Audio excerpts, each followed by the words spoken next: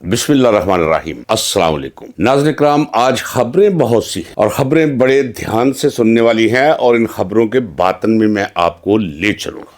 ایک شخص ہرزہ سرائی سے کام لیتا ہے، دریدہ دہنی سے کام لیتا ہے، ہزلیات، خرافات، دشنام اور بازاری پن پر اتر آتا ہے وہ وارداتیہ، ساتھ ساتھ کچھ نہ کچھ عمران خان کے بارے میں بھی کوئی اچھا جملہ کہہ جائے گا۔ نہیں جی، وہ مقبول تو ہے نا جی، لیکن اسی ولاگ میں بیڑا غرق کر کے بھی رکھ دے گا، زہر میں بجھے تیر و نشر چلا کے رکھ دے گا، جس کا عام سادے لوگوں کو، سامعین کو، ناظرین کو پتہ نہیں چلتا۔ اب آئیے، اتنی زیادہ اس پر گفتگو کرنے کے بعد، نام ہے اس کا منصور علی خان۔ منصور علی خان کے اندر طائفوں والی ایک کشش ہے۔ اس کے ناک میں اگر نتھلی اور ماتھے پہ بندیا لگا دی جائے اور دوپٹہ نہ دیا جائے، گلے میں لٹکا دیا جائے، اچھوں بھلوں کے پیروں تلے زمین نکل جائے، ناظرین کرام سڑک پہ اس طرح نکال دے، حادثات ہو جائیں، گاڑیاں ٹکرا جائیں آپس میں، اور یہ ان جوانوں کو جو ماتھے سے مرد نظر آتے ہیں، انہیں یہ لونڈا لپاڑا کہتا ہے۔ اگر کسی نے مجسم لونڈا لپاڑا دیکھنا ہو تو وہ صرف منصور علی خان کو دیکھ لے،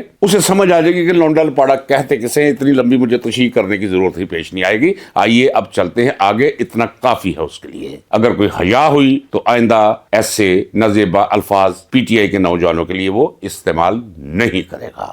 اگر کرے گا تو پھر ذرا آگے بھی دیکھ لیں گے۔ خبر آپ نے سن لی ہوگی، اگر نہیں سنی تو میں سنا دیتا ہوں۔ امریکہ نے، یعنی ڈونلڈ ٹرمپ انتظامیہ نے، ٹرمپ کے کہنے پر 75 ممالک کو امیگریشن بند کر دی ہے۔ ان 75 ممالک میں ذرا اندازہ کیجئے، غور کیجئے، نتیجہ نکالیے، پاکستان شامل ہے کہ پاکستان کے لیے امیگریشن بند، بھارت کے لیے دروازے کھلے۔ اب ان سے پوچھئے کہ کہاں گئی جی تمہاری وہ سفارتکاری، اور سفارتکاری کے جوہر کہاں گئے؟ نتیجہ یہ ہے سامنے۔ اور ذرا ٹھہر جاؤ، جو میں نے آپ سے کہا ہوا ناظرین کرام وہ یاد رکھیے گا، میری باتیں آپ بھول جاتے ہیں۔ میں نے منہ ماتھا چوم رہا ہے نا ان کا، مثال میں نے دی تھی کہ عید قرباں کے قریب جب لیلے بکرے دمبے خریدتے ہیں تو انہیں مہندی لگاتے ہیں، نہلاتے دہراتے ہیں، مہندی لگاتے ہیں، کانوں پہ غبارے باندھتے ہیں، چھری کے نیچے دینا ہوتا ہے ثواب اخروی کے لیے۔ ناظرین کرام، یہ جو محبت آپ نے دیکھی ہمارے آرمی چیف اور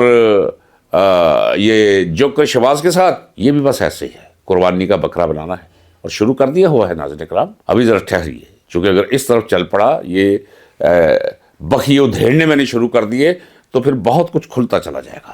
میں رہتا ہوں یہی تک محدود۔ پٹ چکی ہے خارجہ پالیسی، اور یاد رکھیے ناظرین کرام، جب خارجہ پالیسی کا سٹیئرنگ فوج کے ہاتھ میں ہوگا تو فوجی بیچارے سے نتائج اسی قسم کے نکلیں گے۔ آج ذرا وہ پڑھ لیجئے، ایک پتہ نہیں زور لگا کے یا پاس بیٹھ کے کسی سے لکھوا کے، یہ ان کا جعلی دانشور اور پروفیسر احسن اقبال، اس نے کیا لکھا؟ چند سطور سن لیجئے، موصوف لکھتے کیا ہیں۔ کہتے ہیں کہ ہمارا بار بار آئی ایم ایف کے پاس جانا نہ تو ہماری بدقسمتی کا نتیجہ ہے اور نہ ہی یہ کوئی بیرونی سازش ہے۔ حقیقت یہ ہے کہ یہ ہماری گہری سیاسی اور معاشی کمزوریوں کا نتیجہ ہے۔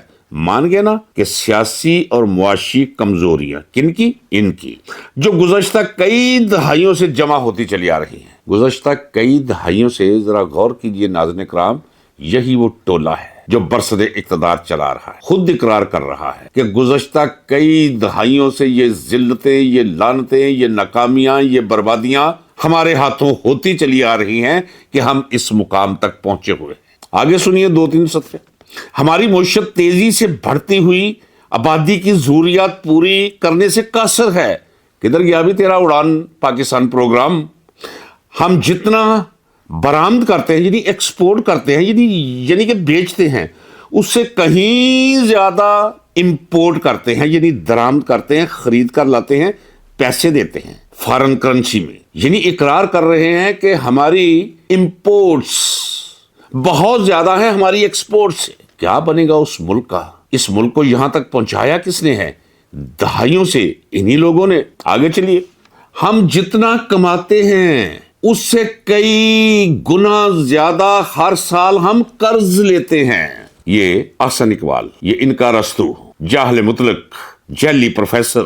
ذرا غور کیجئے، علیمہ خانم نے، عمران خان کی ہمشیرہ محترمہ نے 10,000 لوگوں کو کہا تھا کہ آپ آئے اڈیالہ جیل کے باہر عمران خان کی ملاقات کے روز، جو منگل کے روز ہوا کرتے ہیں، وہ قرآن خوانی کرتے ہیں وہاں بیٹھ کے۔ تو اس پہ یہ جتنے ٹاؤٹ صحافی ہیں، انہوں نے کیا شور مچا دیا کہ دیکھیں جناب، انہوں نے کہا تھا 10,000، یہ تو 10,000 لوگ اکٹھے نہیں کر سکتے۔ کراچی کا منظر دیکھا ہے، KPK کا منظر دیکھا ہے، پنجاب میں بھی یہ منظر بن جائے گا۔ لیکن اگر کسی کو یہ دلیل دی جائے کہ دیکھیں جناب، اڈیالہ جیل گئے ہیں اور اڈیالہ جیل کے 6,000 قیدی وہاں نہیں آئے ملنے کے لیے، وہ تو جیل خانے میں بند ہیں، تو یہ اس علاقے کو جیل خانہ بنا کے رکھ دیتے ہیں۔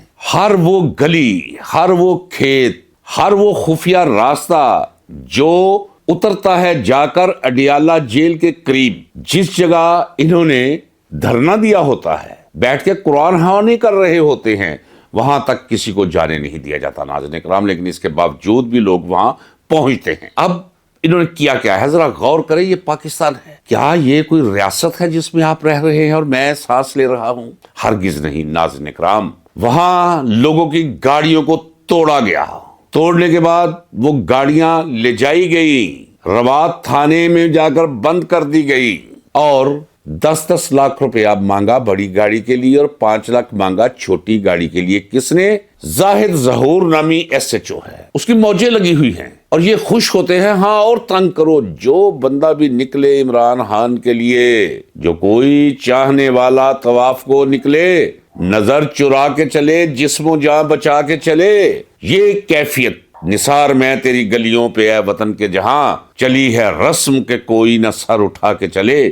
یہ ہے وہ منظر جس پہ فیض کی یہ نظم انگوشتری میں نگینے کی طرح بیٹھتی ہے ناظرین کرام۔ یہ ماحول اور یہ حالات بنا کر رکھ دیے ہیں انہوں نے اس ملک کے، بالخصوص پنجاب کے۔ اور پھر یہ کہتے ہیں جناب وہاں لوگ نہیں آئے۔ نہیں جی، لوگ کہاں آتے ہیں؟ ذرا تھوڑا سا ہاتھ کھولا رکھو۔ 95% عوام ہے جو نکلنے کے لیے تیار ہیں، لیکن اس قدر انہیں روزی روٹی کے معاملے میں پھنسا دیا گیا ہے، غربت میں اس قدر دھنسا دیا گیا ہے، بے روزگاری کے گردابوں میں اس طرح انہیں دیوانہ بنا دیا گیا ہے کہ انہیں وقت ہی نہیں ہوا، اور اوپر سے خوف، وحشت اور دہشت، گولی، لاٹھی، جیل، آنسو گیس، ٹھنڈا پانی کیمیکل ملا، تھانے، یہ سارے خوف، اور اس کے باوجود لوگوں کا وہاں تک پہنچنا اور پھر لوگوں کے ساتھ یہ سلوک۔ آج ہوا کیا ہے؟ آج علیمہ خان صاحبہ جب وہ کر رہی تھی، یہ خبر مجھے ملی ہے، میں نے خبر لی ہے، تھانے کے آس پاس سے لی ہے، روات کے علاقے میں میں نے لوگوں کو بھیجا ہے، اپنے چاہنے والوں کو جنہیں میں بھی چاہتا ہوں، گئے ہیں میرے لیے۔ وہ اتفاق یہ ہوا ہے کہ جس وقت علیمہ خان صاحبہ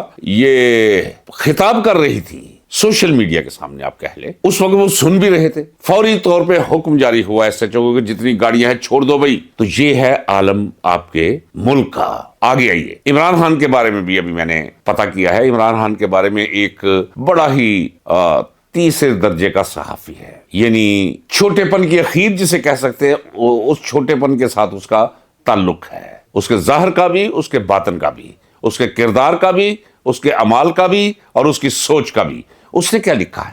چونکہ اس کی ذمہ داری ہے، ہر شخص کو ذمہ داریاں بانٹی گئی ہیں، اسے یہ ذمہ داری بانٹی گئی ہے تو انہیں ثابت کرنا ہے کہ عمران خان کمزور پڑ گیا ہے، وہ تکلیف نہیں سہ پا رہا۔ میں اللہ کی ذات کو گواہ کر کے کہتا ہوں کہ عمران خان کے بارے میں جو رپورٹ ہے وہ یہ ہے کہ عمران خان اتنا مطمئن، کبھی بھی کوئی جسے کہتے ہیں نا نفس مطمئنہ، اگر کسی نے اس کی تجسیم دیکھنا ہو تو وہ عمران خان کو دیکھ لے اس وقت جیل کے اندر۔ اب چلیے ہم چلتے ہیں اپنے اگلے موضوع کی طرف۔ ناظرین کرام، لاہور ہائی کورٹ میں کسی وکیل نے درخواست دائر کی ہے جسٹس علی ضیاء باجوہ کی عدالت میں کہ جناب یہ سوشل میڈیا پر عدالتوں اور ججز کے خلاف منفی پروپیگنڈا کیا جا رہا ہے، جس سے ادارے کی ساکھ متاثر ہو رہی ہے، لہذا ان لوگوں کے اس عمل کو عدالت روکے۔ چونکہ پہلی ہیئرنگ تھی، کیا آرڈرز جاری کیے ہیں علی ضیاء باجوہ نے؟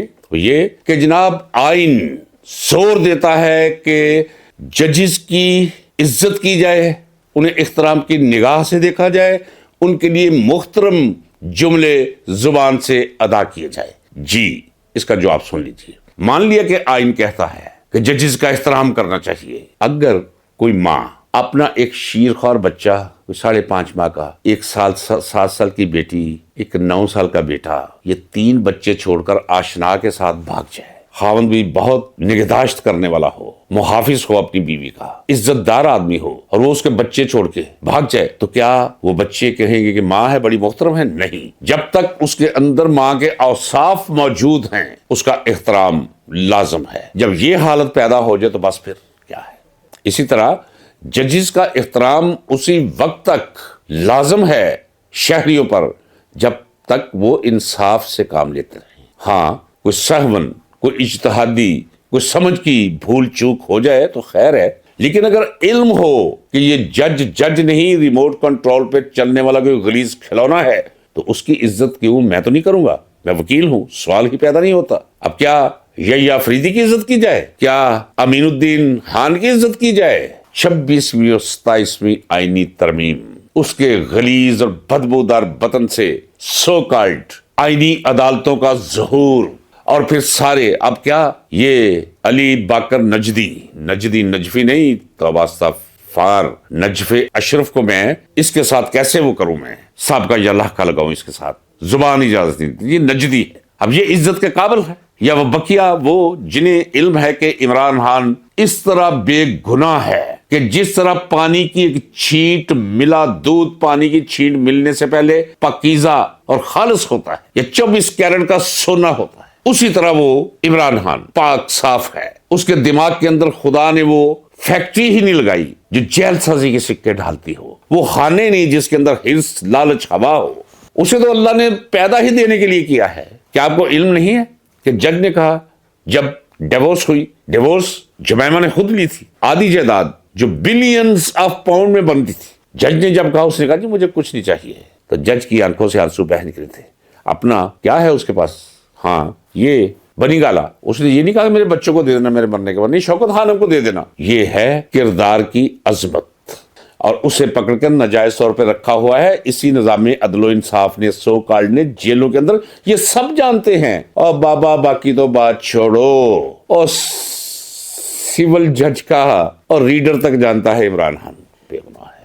یہ خود ججز جانتے ہیں وہ بے گناہ ہے، لیکن چونکہ دنیا میں اتنے پھنس چکے ہیں، لالچ، حرص اور ہوا کے اتنے وہ اسیر ہیں کہ نہ خدا کا خوف اور نہ معاشرے میں اپنی عزت کا احساس۔ علی ضیاء باجوہ صاحب، سب سے پہلے میں کہتا ہوں کہ میں اس عدلیہ کے بارے میں کوئی احترام اپنے دل میں نہیں رکھتا ہوں۔ اکثریت ججز کی اس قابل نہیں کہ انہیں جج کہا بھی جائے۔